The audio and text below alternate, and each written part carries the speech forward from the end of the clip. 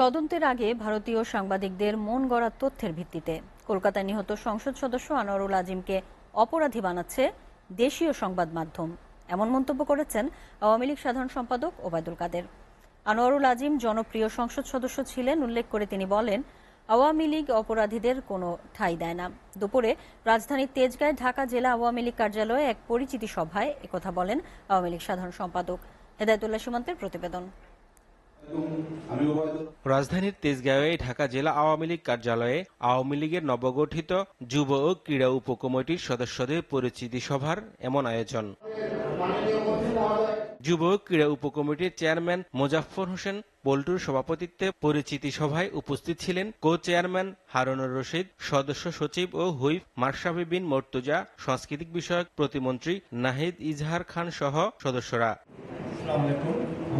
প্রধান অতিথির বক্তব্যে আওয়ামী লীগ সাধারণ সম্পাদক বলেন, ঝিনাইদহ ৪ আসনের এমপি আনোয়ারুল আজিমকে তৃতীয়বার মনোনয়ন দেয়া হয়েছিল তার জনপ্রিয়তার জন্য। ভেতরে সে কোনো অপকর্ম করে কিনা এসব যখন প্রমাণিত হয় তখন শেখ হাসিনা কাউকে ছাড় দেন না।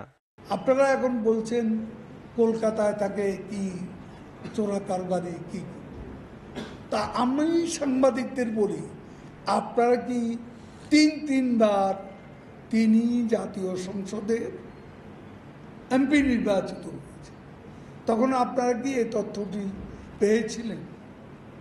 এখন ভারতীয় সাংবাদিকরা কোন তথ্য আনলো সেটার উদ্ধৃতি দিচ্ছেন কেন? 15 আগস্ট বঙ্গবন্ধু হত্যার সঙ্গে জিয়াউর রহমান জড়িত না থাকলে খুনিদের কেন নিরাপদে বিদেশে পালিয়ে যাওয়ার সুযোগ করে দিলেন? বিএনপি নেতাদের কাছে উত্তর চান আওয়ামী লীগ সাধারণ সম্পাদক।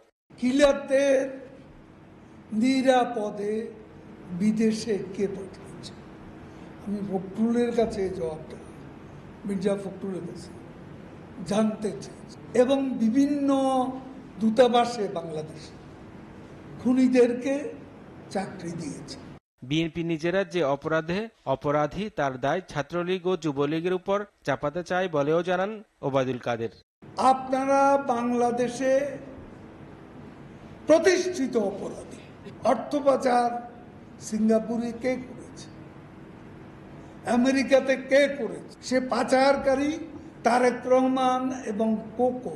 হেদায়েতুল্লাহ সীমান্ত, এসএটিভি, ঢাকা।